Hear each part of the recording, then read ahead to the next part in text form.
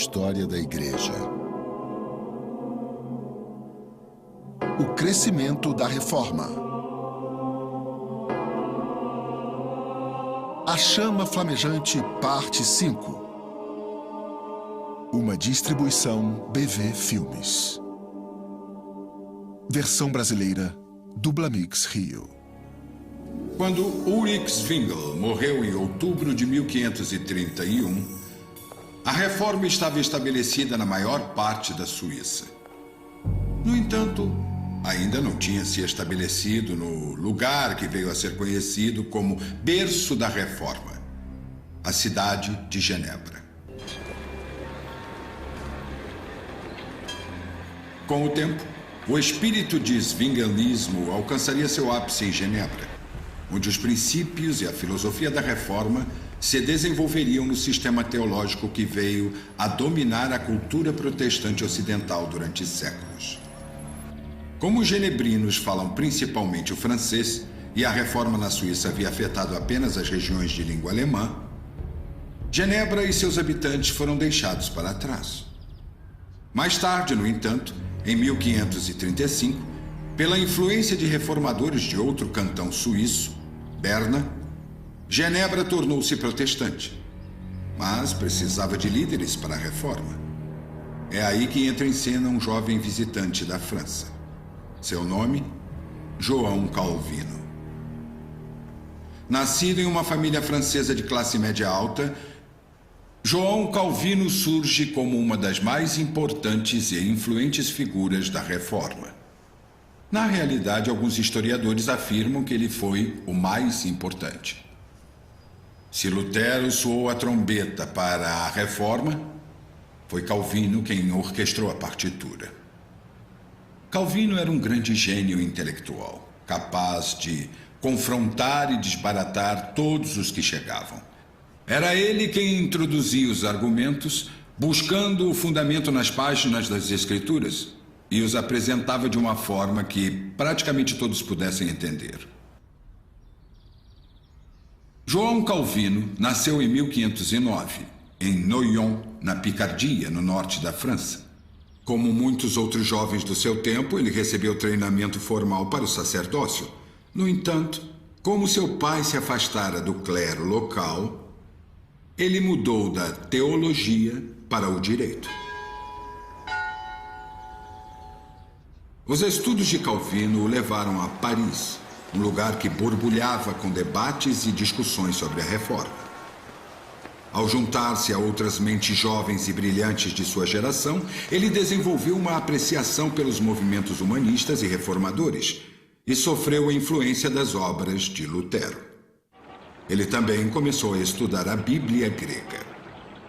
Em todo esse tempo, Calvino, embora estivesse obviamente interessado no Evangelho e se identificasse com o Evangelho e estudasse as Escrituras e até ensinasse as Escrituras, a dúvida se ele era ou não realmente convertido. E acredita-se que 3 fatores em especial influenciaram a conversão de João Calvino. O primeiro foi o seu estudo das Escrituras, naturalmente, porque um homem não pode nascer de novo a não ser através da semente eterna, a palavra de Deus. Mas, além disso, ele se encontrava com pessoas que eram convertidas, de fato, e em conversas, em debates e discussões, ele se viu cada vez mais sob a influência destas testemunhas de Cristo. Entretanto, houve um terceiro fator mais importante e brutal que influenciou Calvino no caminho que iria tomar. Paris estava numa atmosfera de inquietação a respeito da nova religião que chegava da Alemanha. E, seguindo o padrão encontrado em outros lugares, havia um clamor pela reforma na igreja. Entretanto, o efeito dessas exigências foi despertar na França uma onda de sentimento antiprotestantismo e perseguição. Sem dúvida, Calvino teria testemunhado as consequências da perseguição. E eu tenho certeza, ele viu muitos servos de Cristo morrerem nas mãos de homens do mal. Como consequência disto e de seus estudos bíblicos, Calvino experimentou o que é descrito como uma conversão protestante. Foi por volta de 1526. Deus, ele escreveu, finalmente mudou meu caminho para outra direção pela providência secreta. Ele quis dizer a força de sua providência. E a partir dali ele começa a tomar uma posição bem mais pública quanto ao Evangelho. Ele havia sido um observador, era um indivíduo reservado por natureza, eu não tenho dúvida alguma, um indivíduo sério e reflexivo. Mas agora ele começava a assumir uma posição muito mais pública e isso atraiu a atenção para ele, a atenção dos perseguidores. Calvino agora estava incluído entre os transgressores. E não demorou até que ele fosse chamado para responder por suas opiniões. Na realidade, ele mesmo estava prestes a ser mais uma vítima das perseguições. E somente a decisão rápida o salvou. Aqueles que haviam sido chamados para levá-lo diante das autoridades foram impedidos de entrar em seu apartamento. Para que ele tivesse tempo de fugir pela janela.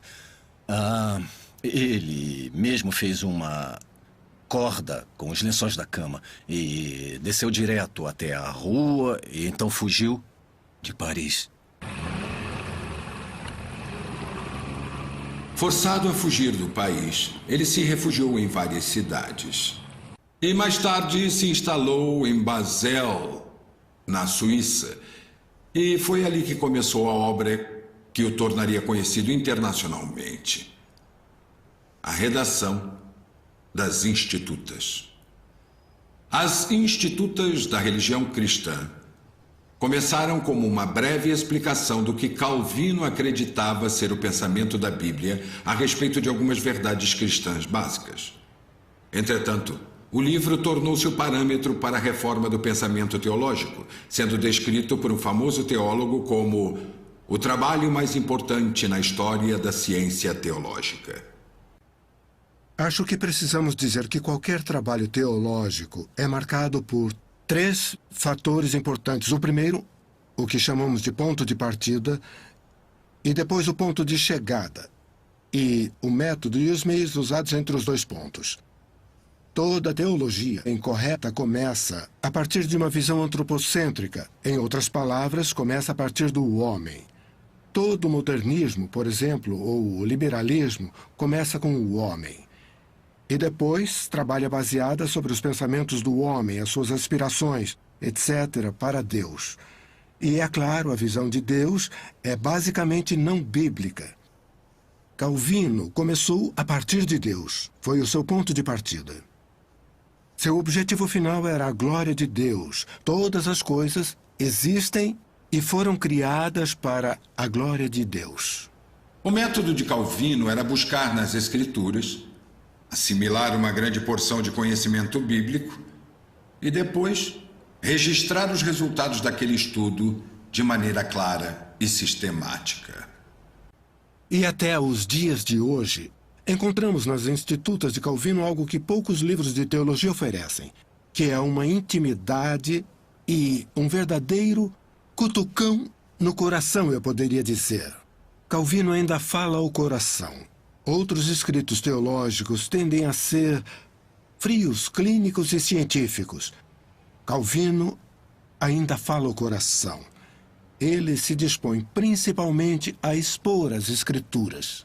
Calvino tornou o estudo bíblico algo sistemático e metódico. Mas não era apenas um exercício acadêmico. Ele tinha uma motivação maior e pessoas mais humildes em mente. Em primeiro lugar, como refugiado da França, ele quis escrever algo que encorajasse os cristãos franceses que sofriam grandes perseguições, muitos deles cruelmente mortos por sua fé. Em segundo lugar, ele queria mostrar os ataques da Igreja Católica Romana e de seus vários sacerdotes, etc., que espalhavam toda a sorte de calúnias contra os protestantes e que os alarmavam. E seu terceiro objetivo era garantir ao rei da França que ele não tinha súditos mais leais do que os protestantes franceses. Toda a premissa do livro, a razão de ser um maravilhoso livro para o estudo, é que ele diz que todo o nosso conhecimento se resume em duas coisas: o conhecimento de Deus e o conhecimento de si mesmo. Mas qual vem primeiro? E sua premissa era que fomos feitos à imagem de Deus. Portanto, se conhecemos a Deus, teremos o princípio de todo conhecimento e veremos a nós mesmos como deveríamos nos ver. Mas como podemos conhecer a Deus? Tomás de Aquino já havia lutado com essa questão e direcionou seus leitores à revelação de Deus na criação e na natureza. Mas Calvino teve uma abordagem diferente.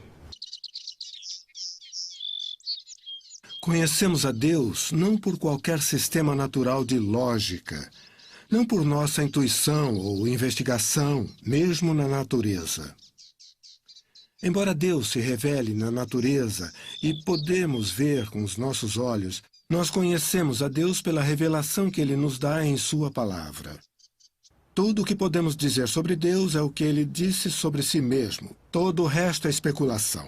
Então, seguindo essa linha, Ele fundamentou toda a sua teologia nas Escrituras. Mas Ele fez o que mencionei antes. Ele trouxe intimidade, proximidade e aplicação ética. E, ao dar o que Deus havia dito sobre si mesmo, Ele se afastou completamente das noções, dos propósitos dos homens e nos deu a revelação de Deus. O resultado é o livro que ainda chamamos de As Institutas. Não há nada igual. Quase todo o corpo teológico protestante tem sido uma exposição certamente no campo da reforma, uma exposição das Institutas de Calvino. Frequentemente, Calvino é acusado de ser frio e calculista, com uma visão pré-concebida de Deus, da predestinação, e é acusado de tecer essas ideias em sua teologia. Ele acreditava de fato na soberania de Deus. Por outro lado, ele acreditava na responsabilidade moral do homem, responsabilidade que chamaríamos de livre-arbítrio. E isto precisa ser compreendido no sentido teológico, que o homem age espontaneamente, ele age conforme a disposição de sua própria vontade, e ele não é forçado a agir contra a sua vontade. Calvino lança todas as noções de fatalismo, esse tipo de coisa, mas ao acreditar na soberania de Deus e no livre-arbítrio, responsável do homem de agir espontaneamente, Calvino apresenta os dois lados e não tenta reconciliar o que a Bíblia não tenta reconciliar. Em outras palavras, ele não tentou colocar a si mesmo no lugar de Deus. Ele simplesmente afirma: isto é o que Deus diz, e é o que eu acredito. E Calvino certamente era visto, mesmo por pessoas como o próprio Armínio, ele era visto como um homem que acreditava o que Deus dizia sobre si mesmo. Na realidade, dizem que Armínio afirmou que, ao lado das Escrituras, ele colocava os escritos de João Calvino acima de todos os outros textos. A submissão às Escrituras está presente em todas as Institutas, e eu creio que é o que faz das Institutas, até hoje, um clássico duradouro. Depois da publicação das Institutas, Calvino tinha a intenção de dedicar o resto de sua vida ao aprofundamento dos estudos. No entanto, em 1536, uma noite passada em Genebra mudou toda a sua vida. Em 1536, ele chegou a Genebra sem qualquer outra intenção além de passar somente uma noite na cidade. Mas ele foi convencido a ficar pelo reformador daquela cidade, Farel. Depois de muita pressão por parte de Farel, na realidade, ele teve que recorrer aos profetas do Antigo Testamento em profecias a respeito do julgamento divino sobre Calvino se ele não aproveitasse essa oportunidade de servir a Deus naquela cidade. Bom, ele aceitou aquele chamado. E quase imediatamente enfrentou dificuldades com os pensadores mais liberais, os libertinos. O que resultou na sua expulsão da cidade, na companhia de Farel. Portanto, ele não demorou muito para mexer no ninho de vespas. Calvino, então, foi banido de Genebra e teve que se mudar para Estrasburgo, onde se tornou pastor em uma igreja e, de certa forma, se estabeleceu. No entanto, lá em Genebra, a atmosfera espiritual estava mudando. Os líderes dos libertinos que se opuseram tanto a Calvino haviam sido afastados do poder. E Calvino foi convidado a retornar a Genebra. E foi o que ele fez.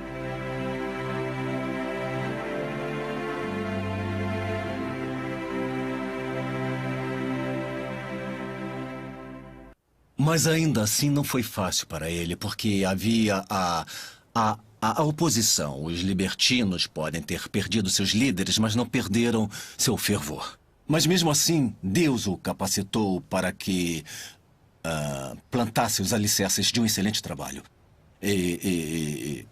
Calvino, através de seus estudos, elevou a cidade de Genebra até que ela se tornasse, em seu sentido verdadeiro, a capital do cristianismo naquela época. Uma das pessoas mais influenciadas por Calvino foi John Knox. Knox ficou exilado em Genebra durante algum tempo e, quando finalmente retornou à Escócia para ser o líder da reforma ali, levou consigo as ideias que havia apreendido de Calvino. Eu não tenho dúvidas de que a reforma na Escócia deve muito a João Calvino. Talvez deva tudo a João Calvino, pelo menos do ponto de vista humano. E isto também traria resultados aqui na Irlanda do Norte, em sua influência, uma vez que a igreja aqui é filha da igreja na Escócia.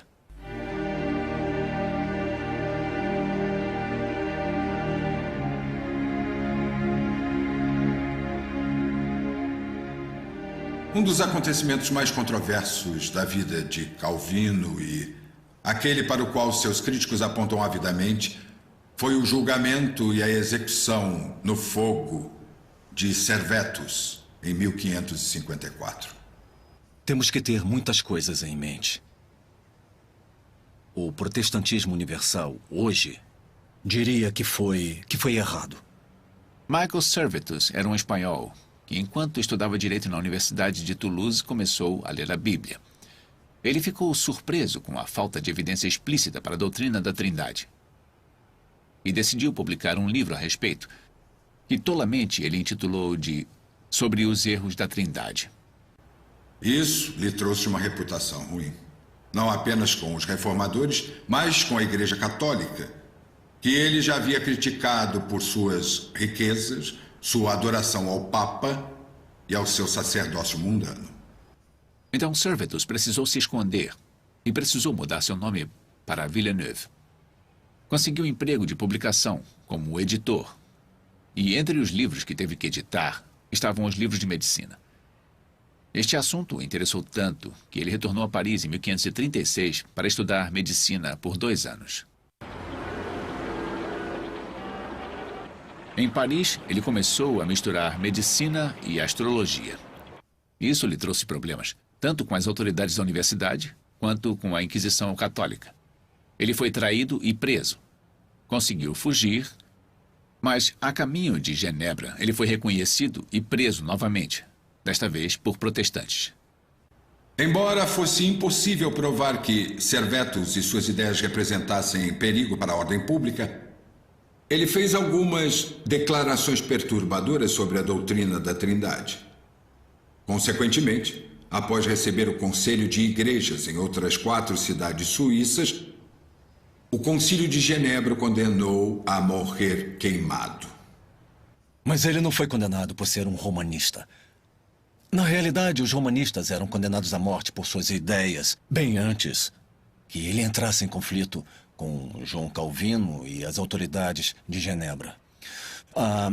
Ele não foi condenado por ser romanista, ele foi condenado à morte por causa das ideias que ele expôs e pela desordem, a desordem civil que as suas ideias provocariam. Bom, pelo menos esse era o ponto de vista das autoridades em Genebra.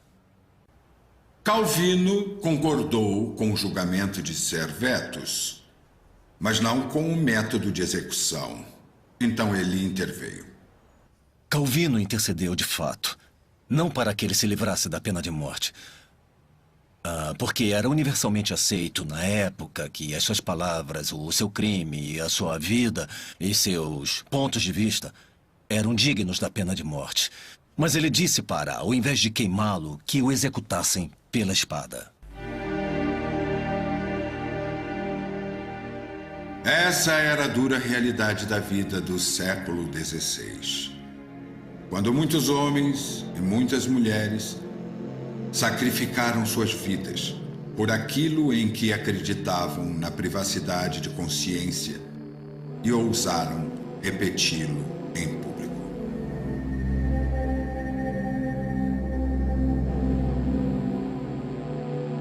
Com a influência de Calvino, Genebra tornou-se uma cidade temente a Deus e cumpridora das leis. Sua influência, assim como a de Calvino, se difundiu por toda a cristandade reformada e é sentida ainda hoje em muitas civilizações ocidentais. Calvino também promoveu o ensino de artes e ciências, estimulou o comércio e os negócios e se colocou firmemente a favor da separação entre a Igreja e o Estado. Muitas de suas ideias tiveram implicações sociais profundas, em especial que a economia e o trabalho duro são expressões de virtude moral. Consequentemente, o calvinismo foi um fator importante para a queda do feudalismo e para o estabelecimento do capitalismo. Devastado pela enfermidade e esgotado pelo fardo de suas obras, João Calvino morreu em 1564. Foi enterrado em Genebra, num túmulo que, conforme seu desejo, foi deixado sem identificação.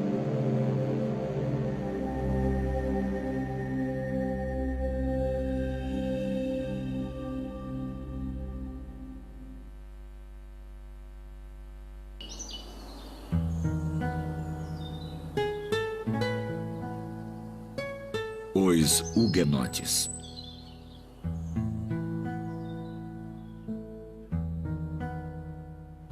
Diferente da Suíça e de Genebra, a França, o país de nascimento de Calvino, registra uma história de reforma totalmente diferente. É claro que houve um movimento da reforma na França. Os livros de Lutero estavam em circulação e Calvino foi muito influenciado, assim como muitos outros. Mas a liberdade de seguir a nova fé nunca foi totalmente concedida. E isto resultou em constante batalha política e religiosa por quase 250 anos. A reforma na França é em grande parte uma história não contada. Minha opinião é que, pelo fato do Evangelho ter sido rejeitado pela grande maioria do povo da França e por não ter triunfado, como aconteceu na Alemanha, na Inglaterra e na Escócia, os registros do sofrimento das pessoas e do heroísmo dessas pessoas foram perdidos. Tudo teria sido registrado se o Evangelho tivesse triunfado na França.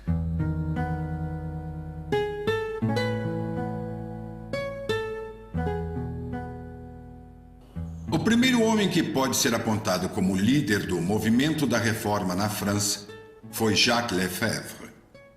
Lefebvre ensinava filosofia e matemática na conhecida Universidade de Sorbonne, em Paris, e desenvolveu um interesse pelas escrituras. Devemos lembrar que isto foi quase 8 anos antes do famoso protesto de Martinho Lutero em Wittenberg. Os estudos de Lefebvre o levaram a concluir que as escrituras devem ter autoridade exclusiva em todas as questões religiosas. Consequentemente, ele começou a proclamar a justificação pela fé, a ponto de excluir as obras boas. Até a missa, ele dizia, era apenas a celebração do único sacrifício na cruz. Lefebvre expôs suas ideias na sala de aula e pouco depois vários professores e alunos deram seu apoio.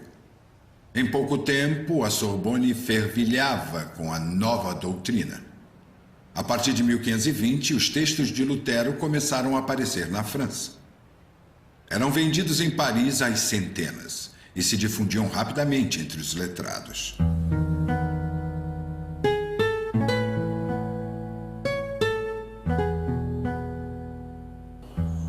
Em outros lugares por todo o país, congregações se formavam com os que seguiam a fé reformada, e com números bastante significativos. Na metade do século XVI, o núncio francês escreveu a Roma relatando que mais da metade do reino estava influenciada pela reforma. Embora isso fosse certamente um exagero, um censo conduzido na época revelou que havia mais de 2.000 congregações protestantes na França, num total de 1,5 milhão de membros. Eram as pessoas que viriam a ser conhecidas como os Huguenots e que enfrentariam as mais duras provas na história. A história dos Huguenotes é literalmente parecida com o tempo na Áustria. O sol brilhava num minuto e no seguinte começava uma tempestade. Eles não estavam apenas na França. Também encontramos huguenotes de língua francesa na Suíça, nos Países Baixos, e todos vieram a existir porque a Bíblia foi traduzida nas línguas europeias, incluindo o francês, e o Espírito de Deus trouxe um grande número de pessoas através da verdade.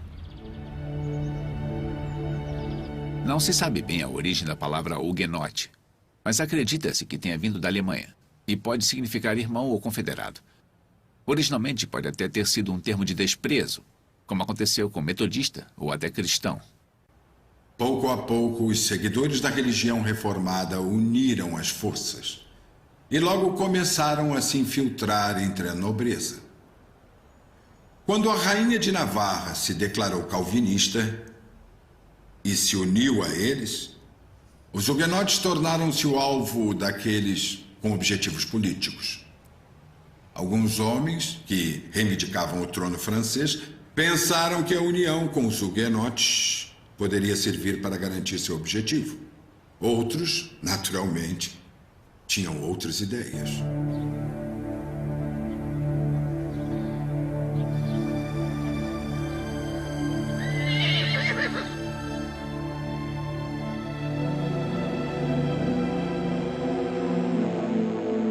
Eles sofreram terrivelmente.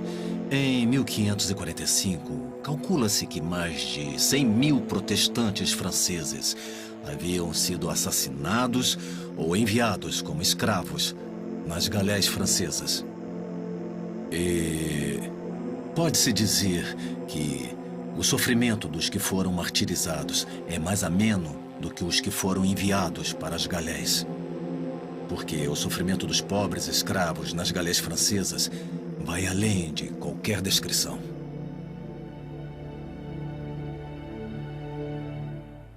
Durante esse período de perseguição, muitas cidades e vilas de huguenotes foram completamente extintas, destruídas. E até hoje não há nem mesmo um resquício daquelas antigas colônias. Os anos de luta política e religiosa continuaram. Para os huguenotes, em alguns momentos desfrutando de paz e liberdade, em outros, sofrendo todo tipo de privação e perseguição imagináveis. Houve vários decretos, leis e atos do parlamento que mudavam a sua condição conforme o capricho do momento. E os líderes huguenotes não conseguiam fazer uso de sua força numérica. Eu acho importante observar que quando analisamos a história dos huguenotes, exceto por Beza, não havia homens que fossem estritamente líderes espirituais. Houve milhares de pastores devotos. Mas se você quer encontrar a liderança da causa huguenote, tem que entrar no contexto político. O rei de Navarra, o almirante de Coligny, um homem daquele calibre. Não encontramos um Knox, que era um homem de Deus. Não temos um Latimer, um homem de Deus. Um Ridley, um homem de Deus. Um Kramer, etc. O grande divisor de águas veio com o que até os historiadores seculares chamam hoje de o terrível massacre da noite de São Bartolomeu. Em Paris, na noite de 24 de outubro de 1572, com o sinal dado pelo toque de um sino, grupos bárbaros atacaram com selvageria as comunidades huguenotes. Os principais líderes huguenotes, ao lado de muitos outros, foram assassinados. O massacre começou com a tentativa de assassinato do líder dos huguenotes, Coligny. Ele foi atingido e ferido, e 2 dias depois, quando se recuperava em casa, os agressores invadiram sua casa, entraram em seu quarto, o esfaquearam e atiraram o corpo pela janela. Ele foi então decapitado, suas mãos foram cortadas e o corpo foi arrastado pelas ruas de Paris por 2 dias. A mutilação deste homem, o líder dos huguenotes, é um indicador da violência que acontecia. Ou seja, quando as pessoas se envolvem em atos assim tão perversos, é porque o diabo está à solta. Em Paris, onde começou o ataque, conta-se que as ruas ficaram vermelhas com o sangue dos protestantes. Mas a perversidade dos agressores logo se espalhou para outras partes do país e parecia estar bem planejada. Catarina de Médici, que tinha ascendência italiana, odiava profundamente os protestantes porque, embora indivíduos muito talentosos que às vezes a defendessem da oposição, foi ela quem negociou uma aliança política entre a comunidade protestante do seu reino e a comunidade católico-romana. E o formato desta aliança foi um casamento que ela própria arranjou entre a princesa Margaret, a princesa católico-romana, e um dos líderes da causa huguenote, Carlos, rei de Navarra. Mas o fato de Carlos estar preparado para se casar naquele contexto indica que não havia uma convicção espiritual verdadeira no coração do homem.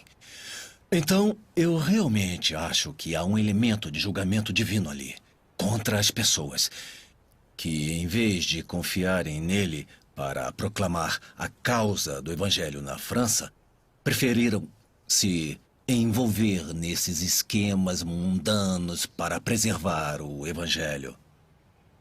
No entanto, houve uma forte reação ao massacre. E mais tarde, em 1598, o Edito de Nantes foi assinado. Isto trouxe aos huguenotes uma possibilidade de liberdade jamais vista durante algum tempo. Agora eles podiam organizar igrejas, podiam organizar escolas, mas mesmo aquele édito, ou pelo menos a sanção daquele édito, foi quase imediatamente desrespeitado. E cada vez mais, até que em 1685, quando estávamos prestes a entrar na liberdade da Revolução Gloriosa, o Edito de Nantes foi revogado.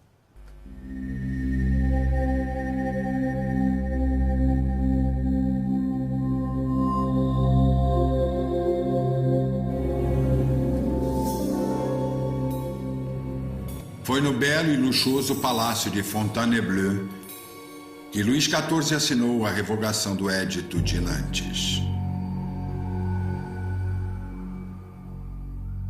No esplendor de um local tão agradável, foi selado um futuro terrível e desastroso para os huguenotes.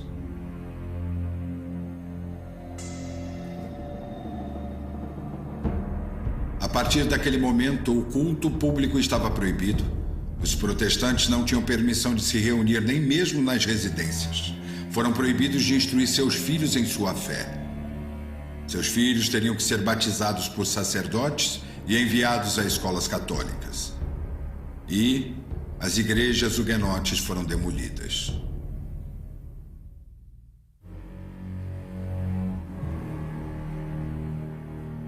perseguição continuou e os mais afortunados morreram na fogueira.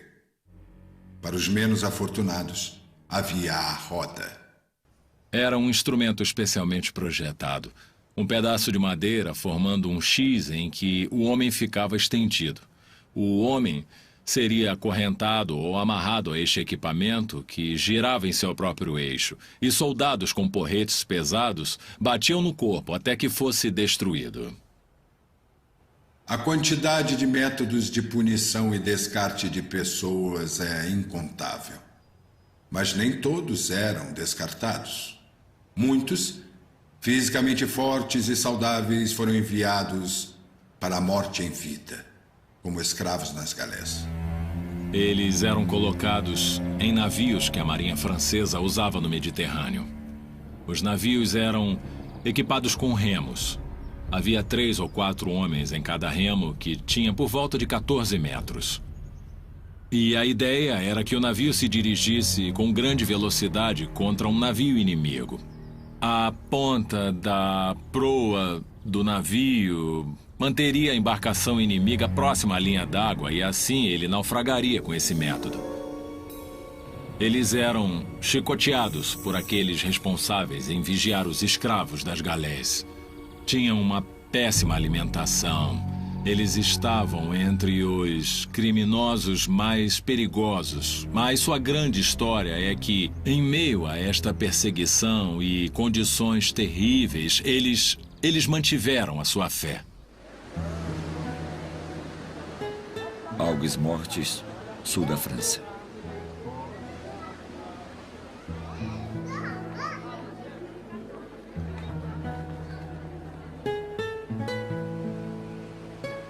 Torre de Constança, onde muitos huguenotes foram presos.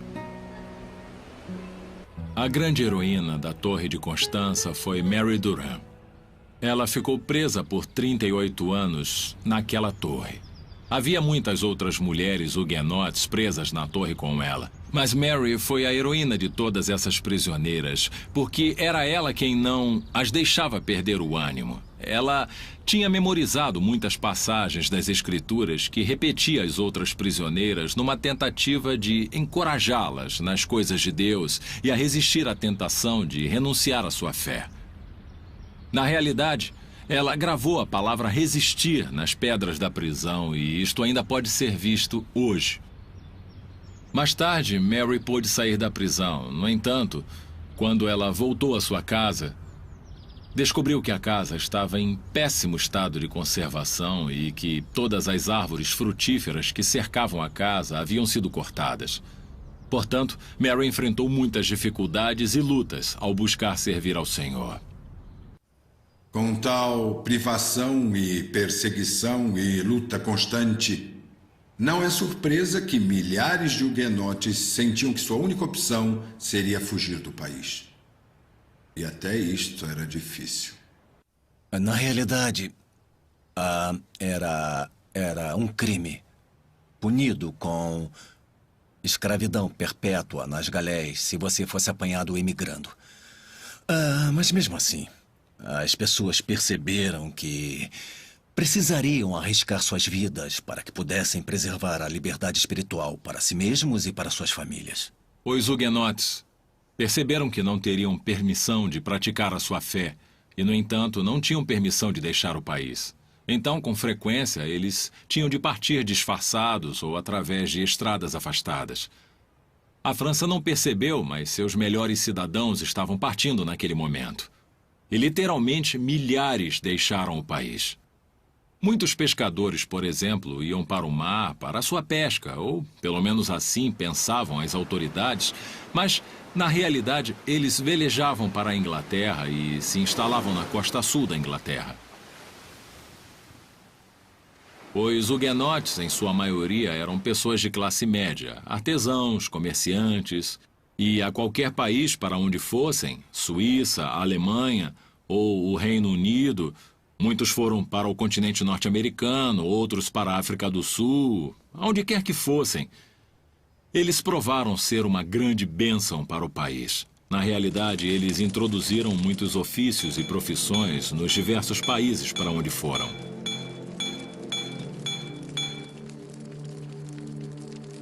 No final, embora fosse oficialmente possível aos huguenotes permanecerem em sua terra natal, tornou-se impossível na prática. Eles corriam o risco de sofrer restrições no seu ofício ou profissão, de perder suas terras e de ter suas propriedades confiscadas. Então eles partiram em grupo. Para a Irlanda, eles levaram o comércio do linho. Para a Bélgica e para a Inglaterra, a manufatura de renda e outros ofícios. E, devido à necessidade, uma coisa ou outra que todos nós viemos a conhecer.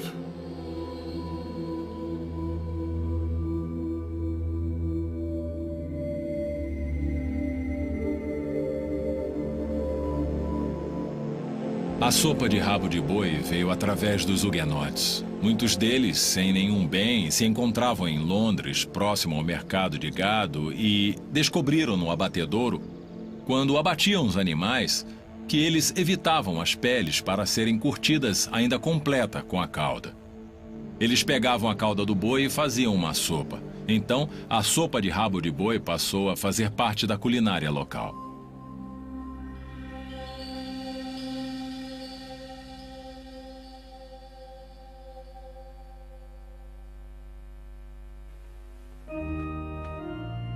Os Mártires de Oxford.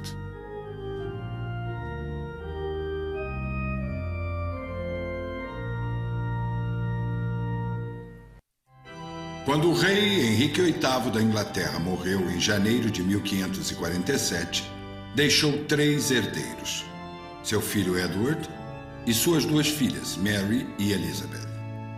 Edward, com apenas 9 anos de idade, o sucedeu ao trono. E sob seu governo, orientado principalmente por seu tio, Edward Seymour, mudanças dramáticas ocorreram na atmosfera religiosa da Inglaterra. Os cultos nas igrejas, antes feitos em latim, foram traduzidos para o inglês. O novo e eloquente livro de oração comum de Cranmer, ainda em uso hoje, foi introduzido, e as leis contra a traição e heresia de Henrique foram revogadas. Como resultado, a Inglaterra tornou-se um lugar mais tolerável, tanto para protestantes quanto para católicos. Mas o reinado de Edward durou apenas 7 anos. Ele morreu de tuberculose aos 16 anos. E sua irmã Mary tornou-se rainha. A atmosfera religiosa e política mudou subitamente como um dia de primavera. Mary era uma católica romana devota e estava determinada a levar a Inglaterra de volta à submissão papal. Ela poderia ter conseguido, se fosse um pouco mais diplomática. Mas, como dizem hoje, Mary não usava a diplomacia. Ela era obstinada, voluntariosa e desprezava bons conselhos. Mary era filha da primeira esposa do rei, Catarina de Aragão, que obviamente era espanhola. Mary estava determinada a se casar com o herdeiro ao trono da Espanha, Felipe II. Isto despertou a oposição de todos os cantos da Inglaterra. Em primeiro lugar, os ingleses não gostavam de estrangeiros, especialmente espanhóis. Em segundo lugar, a Inglaterra temia tornar-se apenas uma província do Império Espanhol. Apesar de tudo isso, Mary estava decidida e seguiu adiante com o casamento. O primeiro ato de Mary como rainha foi revogar a legislação protestante de seu falecido irmão Edward. Isto levou a Inglaterra a um período de severa perseguição religiosa. Pode-se dizer que a perseguição veio mais de uma busca por pureza de fé do que de um desejo de vingança. No entanto, durante seu breve reinado de apenas 5 anos, aproximadamente 300 pessoas foram mortas na fogueira como hereges. Os mais conhecidos deles são os homens que ficaram conhecidos como os Mártires de Oxford. O bispo Hugh Latimer, bispo Nicholas Ridley e o arcebispo Thomas Cranmer.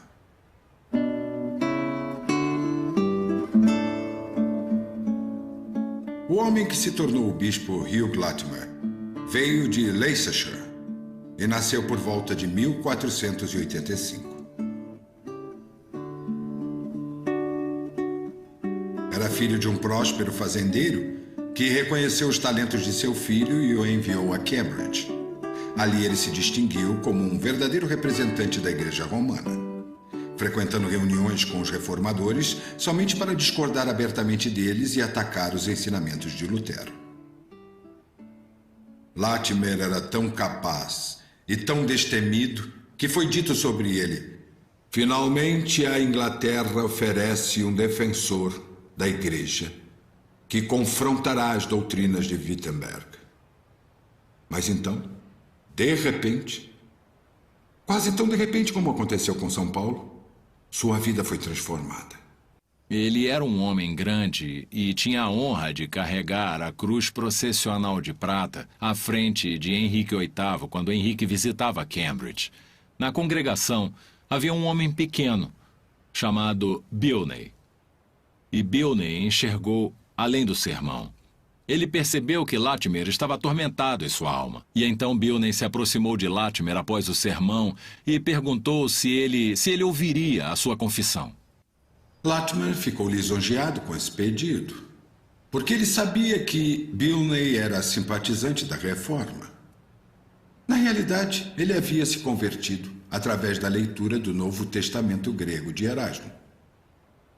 Será que estaria arrependido?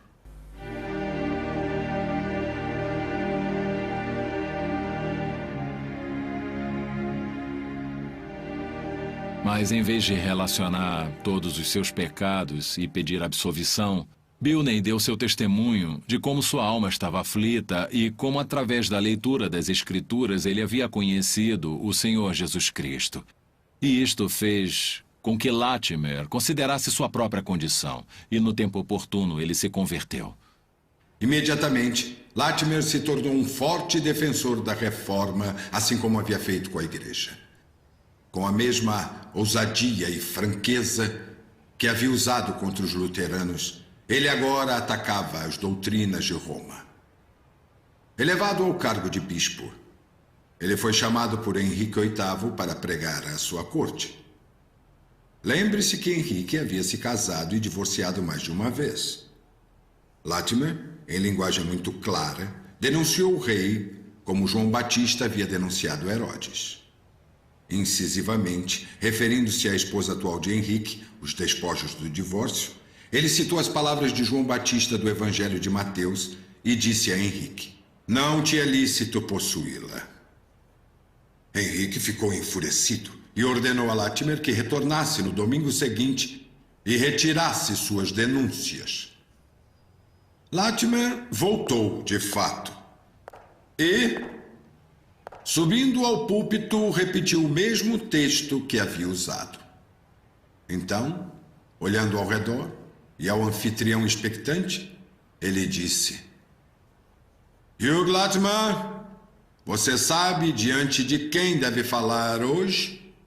Deve falar ao grande e poderoso monarca, o rei Henrique, que tem poder, se assim julgar apropriado, de tirar a sua vida. Cuidado com o que diz. A plateia tinha certeza de que Latimer estava prestes a desmoronar, mas então ele continuou: Latimer, lembre-se também que deves falar diante do Rei dos Reis, que tem poder para lançar a sua alma no inferno. Portanto, cuidado para não desagradá-lo. A multidão ficou em absoluto silêncio enquanto Latimer repetiu o sermão da semana anterior, com ainda mais zelo e fervor.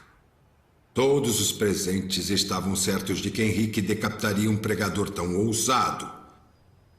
Mas, aparentemente, subjugado pela fidelidade de Latimer, ele simplesmente disse: Deus seja bendito por ter um servo tão sincero. Entretanto, a ousadia de Latimer o levaria no final à morte como mártir.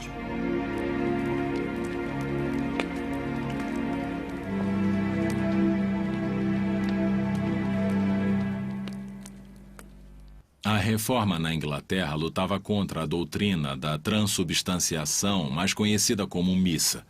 E Nicholas Ridley foi um dos personagens centrais. Nicholas Ridley descendia de uma família aristocrata de Northumberland. Eles lutavam pela coroa havia várias gerações. E o Lord John Ridley foi um dos poucos homens que Henrique VIII considerava um verdadeiro amigo. Nicholas Ridley foi educado em Cambridge.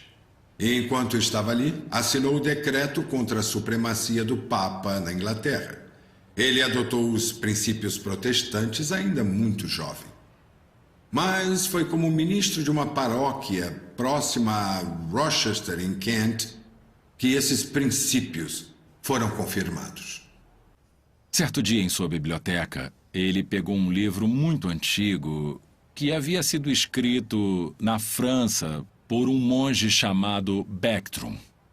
Ele leu o livro e ficou maravilhado ao descobrir que aquele monge escrevia negando a doutrina da transubstanciação. No entanto, esse homem não havia morrido queimado ou fora considerado herege. Quanto mais ele refletia, mais podia perceber que a doutrina da transubstanciação era totalmente desconhecida na igreja primitiva e que havia sido adotada pela igreja romana em 1215. Ridley compartilhou seus pensamentos com Thomas Cranmer. Mas como este era o reino de Henrique, que ainda mantinha muitas doutrinas romanas, seria muito perigoso questionar a doutrina da transubstanciação. No entanto, quando Eduardo VI subiu ao trono, eles puderam ensinar e pregar contra a doutrina romana da transubstanciação. E Ridley, provavelmente entre todos os reformadores, demonstrou seu desprezo por essa falsa doutrina se dirigindo ao altar-mor na Catedral St. Paul. E não somente o retirou, como também o quebrou. E em seu lugar, ele colocou uma mesa simples de madeira, para apontar que não havia nada de mágico acontecendo na ceia do Senhor. Ele mudava a mesa constantemente de lugar. Assim, as pessoas reunidas nunca saberiam onde a mesa estaria a seguir.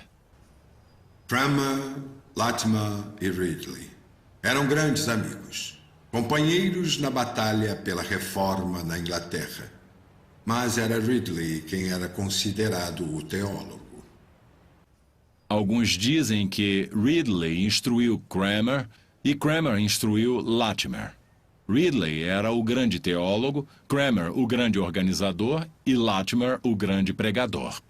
Graças às suas visões sobre o protestantismo, Ridley havia encorajado a ira de Mary muito antes dela se tornar rainha. Assim que ela assumiu o trono, ele foi um dos primeiros a ser preso e jogado na terrível Torre de Londres. De lá, ele foi enviado a uma prisão em Oxford, para onde depois vieram Latimer e mais tarde Cranmer.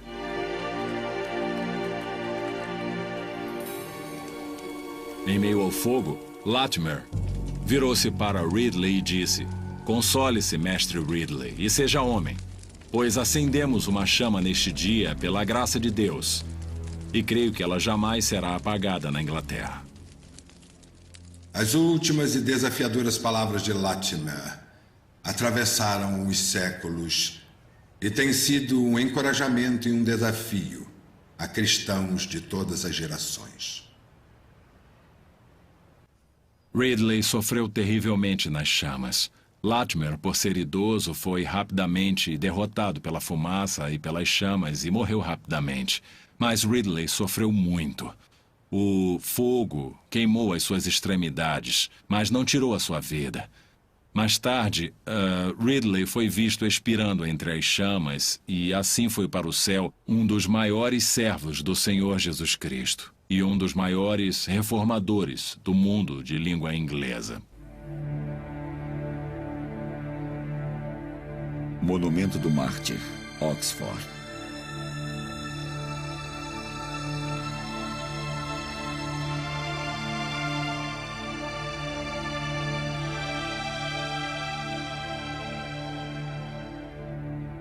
Thomas Cranmer, o último dos 3 mártires de Oxford, era filho de um fazendeiro de Nottinghamshire. Ele nasceu por volta de 1489 e foi educado em Cambridge. Embora não estivesse associado a outros reformadores ali, conta-se que em seus momentos devocionais ele orava regularmente pela queda do Papa na Inglaterra. A peste chegou a Cambridge. Cranmer deixou a universidade e assumiu um cargo com uma família proeminente de Essex, como tutor das crianças. Henrique VIII veio caçar na região e alguns membros de sua comitiva se hospedaram na casa onde Cranmer estava. Em suas conversas, o assunto do dia veio à baila. O desejo de Henrique de ter anulado seu casamento com Catarina de Aragão. E Cranmer apresentou a ideia de que não era um assunto sobre o qual o Papa deveria decidir, mas que ele deveria ser submetido aos acadêmicos das universidades. Esta era uma linha totalmente nova de pensamento e a comitiva relatou ao rei Henrique VIII o que Cranmer havia dito. Naturalmente, Henrique gostou do que ouviu e enviou Cranmer numa missão. Viajar a Roma para tentar negociar um acordo para a anulação de seu casamento com Catarina de Aragão. Cranmer voltou à Inglaterra para ser informado que havia sido eleito arcebispo de Canterbury. Era um cargo que ele não queria e, na realidade, ele atrasou seu retorno na esperança de que Henrique escolhesse outra pessoa. De certa forma, Cranmer era um homem bastante complexo. Por um lado, ele parecia conceder prontamente os divórcios entre o rei Henrique e suas muitas esposas. Mas, por outro lado, ele era um porta-voz dos pobres e não desejava de forma alguma enriquecer. Deus Todo-Poderoso, para quem todos os corações se abrem, a quem todos os desejos se revelam e de quem nenhum segredo se oculta. Uma das contribuições mais importantes de Cranmer ao país, na realidade, às nações de língua inglesa, foi sua reforma do livro de oração comum. Ele ainda está em uso hoje, e cheio da prosa rica, da qual Cranmer era tão conhecedor. Mas talvez a sua mais importante reforma tenha sido a mudança na missa em que os jovens eram iniciados no sacerdócio da igreja na Inglaterra. Antes das reformas de Cranmer, um jovem que entrasse na igreja recebia 2 objetos, um cálice de prata e uma bandeja de prata, indicando que ele era um sacerdote do sacrifício e que seu trabalho mais importante seria ministrar a missa. Depois das reformas de Cranmer, o jovem que iniciava o ministério recebia um objeto, uma cópia da Palavra de Deus, significando que ele era um ministro da Palavra de Deus e não um sacerdote do sacrifício. No entanto, quando o jovem rei Edward VI morreu e Mary assumiu o trono, Cranmer se viu em dificuldades. Mary era uma católica fervorosa e se opunha às reformas de Cranmer. Cranmer estava num verdadeiro dilema. Por 5 vezes, ele escreveu uma carta de submissão ao Papa e às autoridades da Igreja Romana, e 4 vezes ele a rasgou. Por fim, ele a enviou, mas isso não trouxe benefício. Cranmer foi levado à execução no centro Oxford em 21 de março de 1556. Em repúdio à sua submissão final, ele anunciou: "Eu pequei, e eu assinei com minha mão o que não acreditava em meu coração. Quando as chamas forem acesas, essa mão será a primeira a queimar." Quando os feixes foram acesos, ele colocou a mão transgressora no fogo e a manteve ali até que estivesse carbonizada.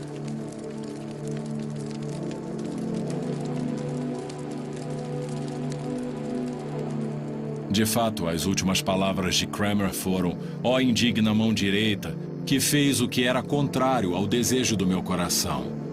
E assim morreu o mártir arcebispo de Canterbury, Thomas Cranmer. Local onde Ridley, Latimer e Cranmer foram martirizados. Quase 150 anos se passaram até que a paz religiosa e política finalmente chegassem à Inglaterra. E isto aconteceu com a Revolução Gloriosa sob o reinado de William e Mary em 1690.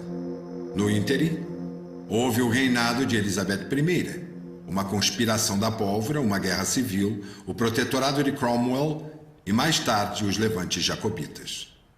Mas são histórias para outra ocasião.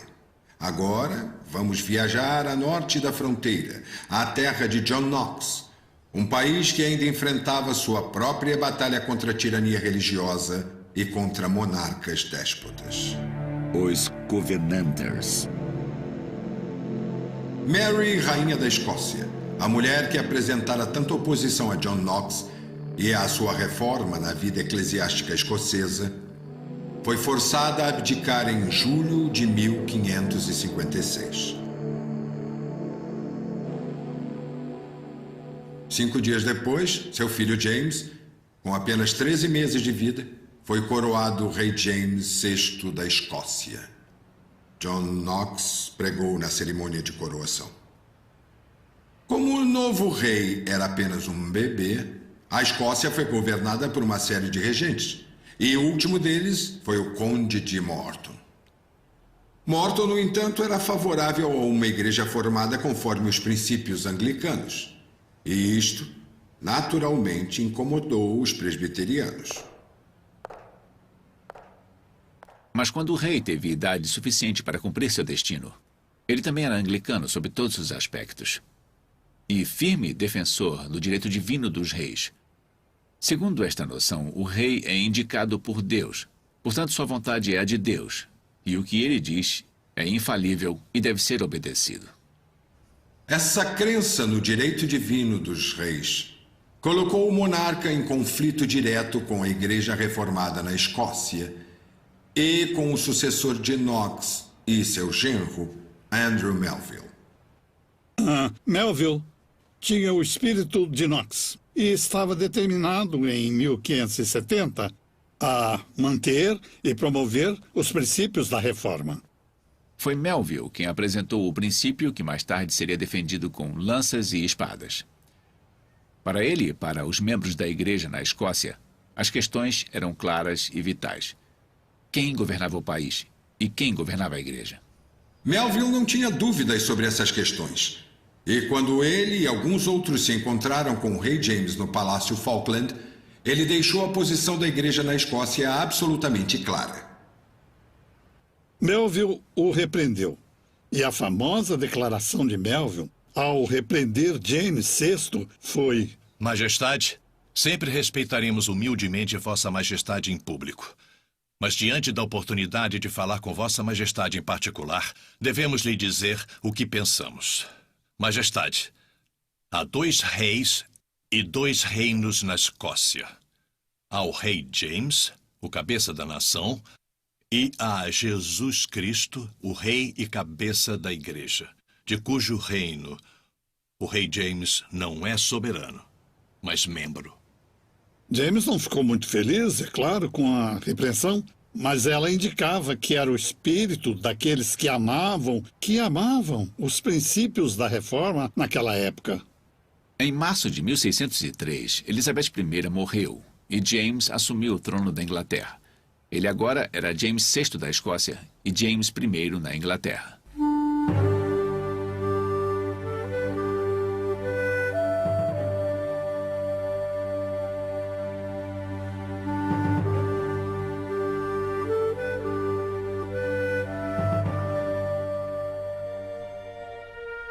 Entretanto, a Inglaterra e a Escócia continuaram 2 nações distintas, com seus próprios parlamentos e cortes, e o mais importante, com suas próprias igrejas. A própria Escócia era praticamente 2 nações. Nas terras altas, onde habitavam jacobitas e católicos e falantes do gaélico, todas as tentativas de persuadi-los a adotar a fé protestante fracassaram. Nas terras baixas, graças a John Knox e Andrew Melville, o povo era protestante e presbiteriano. No entanto, eles ainda aborreciam o rei, que se ressentia de sua interferência nos assuntos de Estado. Eles, por sua vez, não aprovavam suas tentativas de exercer sua autoridade na igreja.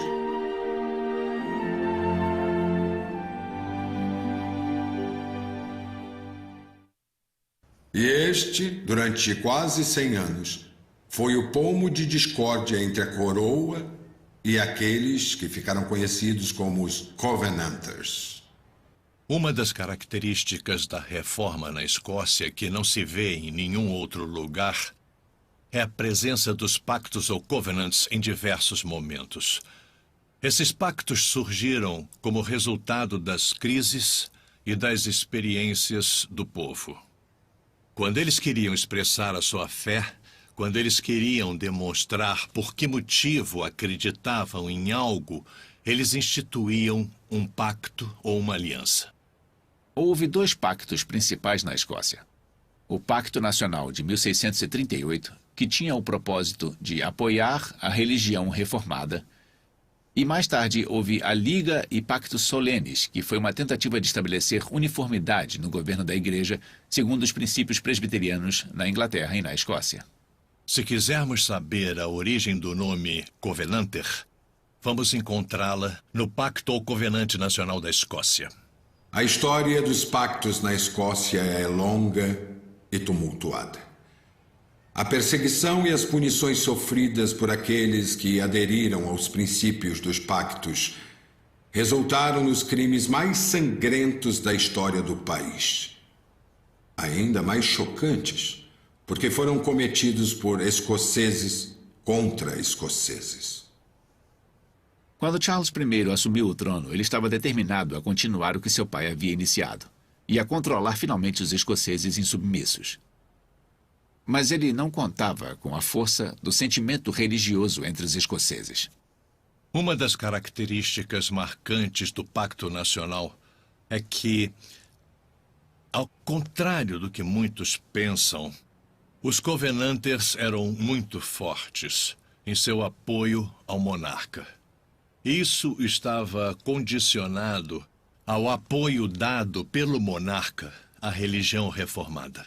Mas enquanto ele apoiasse a religião reformada, eles estavam dispostos a demonstrar que também estavam dispostos a apoiar o rei. E foi o que eles fizeram.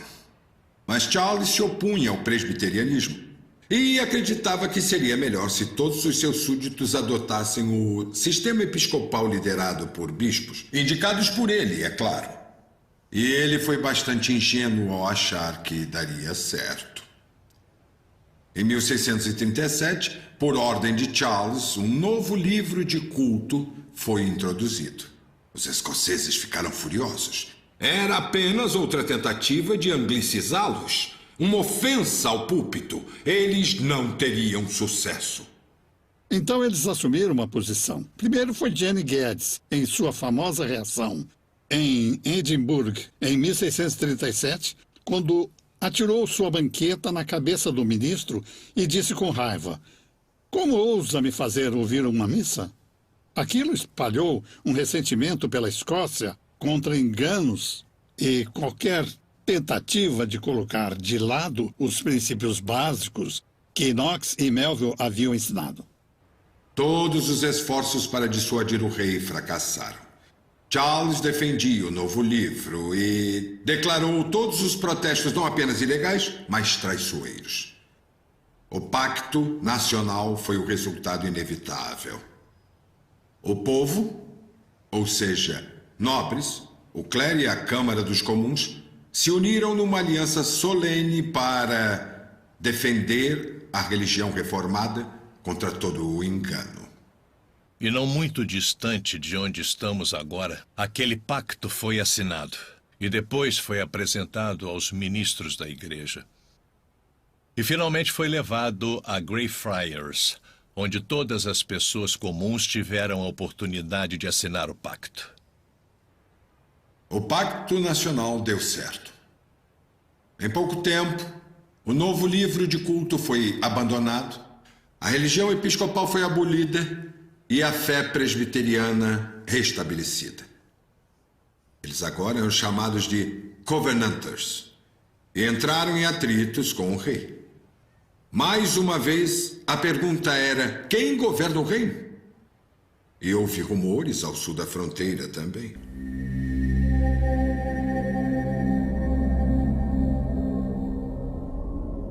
A determinação do rei Charles I de ter o controle político e religioso o levou ao confronto com o parlamento e com o povo da Inglaterra, e mais tarde a uma sangrenta guerra civil.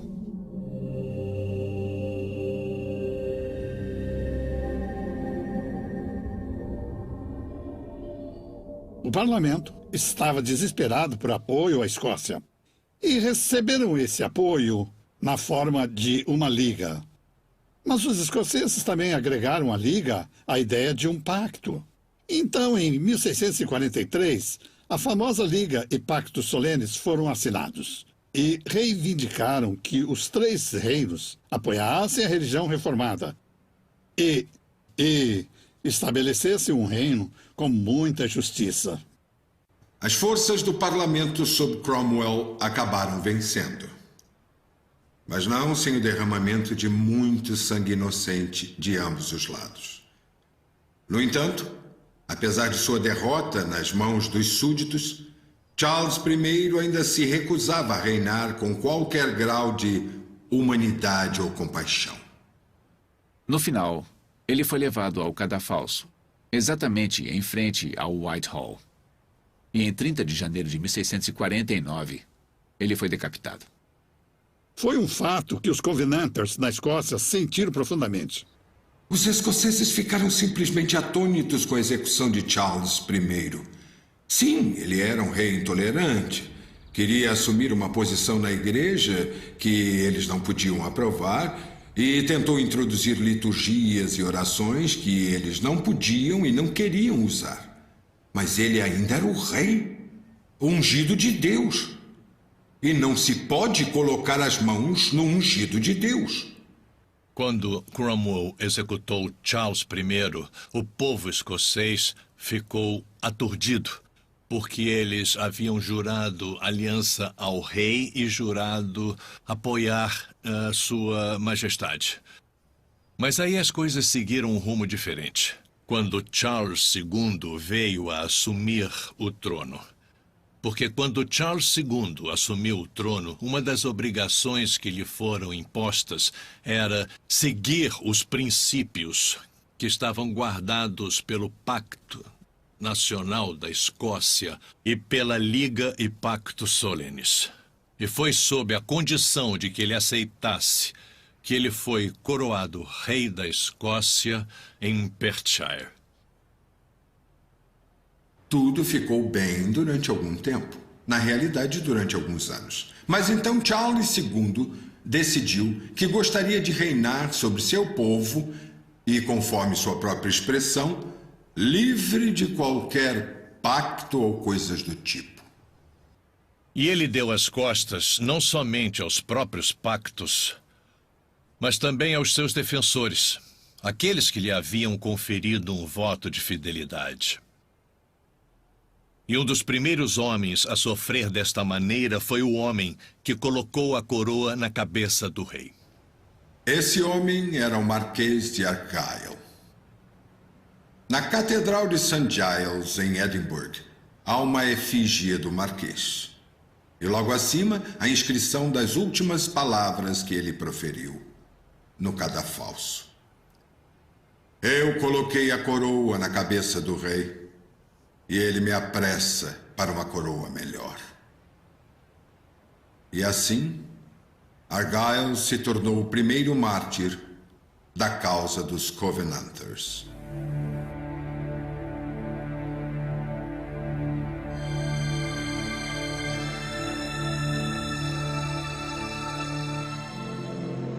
Por mais de 27 anos, de 1661 a 1688, 18 mil pessoas foram mortas ou destruídas. Nem todos foram mártires, mas houve um grande número de pessoas em toda a Escócia que foram martirizadas. Outras foram destruídas e seus bens foram roubados. Suas casas foram tomadas, outras foram destruídas ao serem expulsas de sua terra natal e deportadas para as colônias e para a América. Portanto, esse foi um período muito traumático da história no que se refere à Escócia. Este mártir foi morto por Peter Ingalls. tigre por nascimento e não um escocês. Para que todos vissem tal ato monstruoso, cortou sua cabeça e a chutou para a relva. Da cabeça, que deveria usar uma coroa, uma bola de futebol foi feita por um dragão profano. Eu me sinto inspirado ao ler a história real de homens e mulheres, muitos deles ainda jovens, que estavam preparados a dispor de suas vidas e de sangue pela causa do meu país, ao que acreditavam, a sua fé. Essas pessoas se preocupavam com a fé reformada na Escócia. Eles tinham jurado apoiar a fé reformada e dentro desta fé reformada eles abraçaram o princípio de que Jesus Cristo, sozinho, era o cabeça da igreja. Portanto, era a primazia de Jesus Cristo que se encontrava no coração, no centro da luta dos Covenanters. E que luta viria a ser? Assim como os primeiros santos em Roma, e os valdenses na Itália, os huguenotes na França, os Covenanters não ousaram se reunir publicamente por temerem a ira do rei. Em vez disso, eles se reuniam em colinas remotas ou em terras afastadas para adorar segundo sua consciência. Tais reuniões eram arriscadas em todos os momentos. As tropas dos sanguinários Claverhouse nunca estavam muito distantes. Em florestas ou clareiras, em meio a folhagens ou na aridez, nos lagos e rios, eles eram caçados, presos e depois mortos, até que a urze pingasse seu sangue e os rios se manchassem de vermelho. O registro do seu sofrimento está marcado para sempre no granito de muitas lápides em túmulos solitários. E outros passaram tribulação de escárnio cruel e açoites. Enfrentaram cadeias e prisões. Foram apedrejados, serrados, tentados, mortos ao fio da espada. Andaram vestidos de pele de ovelhas e de cabras, desamparados, aflitos, maltratados, de quem o mundo não era digno. Não muito distante de onde estamos neste momento, 103 pessoas morreram na forca. E bem aqui, nesta capela, há uma mesa antiga que era usada para vestir os corpos dos mártires Covenanters, antes que fossem levados e enterrados no cemitério Greyfriars. Tantos me inspiraram. Penso em John Brown de Bristol, que foi executado por Claverhouse com um tiro na cabeça em frente à sua cabana, diante de sua esposa com um bebê recém-nascido nos braços. E Rufus Clever diz à mulher, ao ver o homem ajoelhado em oração, e ele diz, o que acha que seu marido está fazendo? Ela responde, sempre o admirei, e agora mais ainda. Um deles, por exemplo, Donald Cargill, um homem de mais idade. E ao ser levado para o cadafalso, ele murmurou essas palavras ao subir a escada. Ele disse, subo esses degraus com menos medo e menos perturbação do que jamais subi num púlpito para pregar. E também há casos como o jovem de 16 anos, Jimmy Douglas, aqui em Moffat. Ele não traiu os amigos. Manteve o segredo em seu coração para protegê-los. E mais uma vez as tropas ameaçaram matá-lo. Eles o penduraram sobre Devil's Beef Tub, uma ravina muito profunda, e dizem, se não nos contar, nós vamos jogá-lo e vai morrer. E ele diz, podem me jogar se quiserem.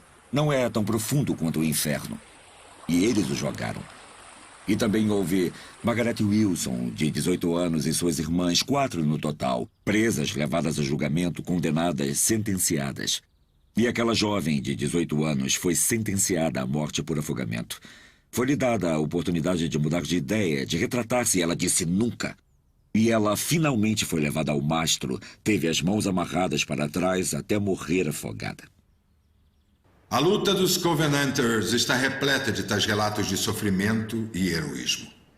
São muitos para que sejam contados aqui. Não temos tempo ou espaço para registrar o valor de Richard Cameron, o Leão dos Pactos, que com seu irmão Michael preparou e colocou uma pequena aldeia a norte de Dumfries, a Declaração de Sanquhar, que renegava Charles Stuart e negava o seu direito ao trono da Escócia. 3 semanas depois, em Ayers Moss, Cameron e seus homens enfrentaram os dragões do rei. A vitória estava garantida. Antes da batalha, Richard Cameron orou: Senhor, poupe os que estão verdes e leve os maduros. Antes disto, ele havia profetizado: nosso estandarte derrubará o trono da Grã-Bretanha. E foi o que aconteceu. Apenas 8 anos depois de Sanquhar e Ayers Moss, os Stuart foram expulsos e William e Mary assumiram o trono da Inglaterra. O historiador Carlyle disse bem. Ele escreveu: quantos sinceros e zelosos Cromwells, Knoxes, pobres Covenanters camponeses, lutando, batalhando pela própria vida em lugares lamacentos, têm que se esforçar, sofrer e cair, até que uma bela revolução possa vir sobre eles em sapatos de fivelas e meias de seda. Ele poderia ter dito: não se trata apenas da Escócia ou da Inglaterra, mas de qualquer lugar onde homens e mulheres sintam devoção pela chama flamejante.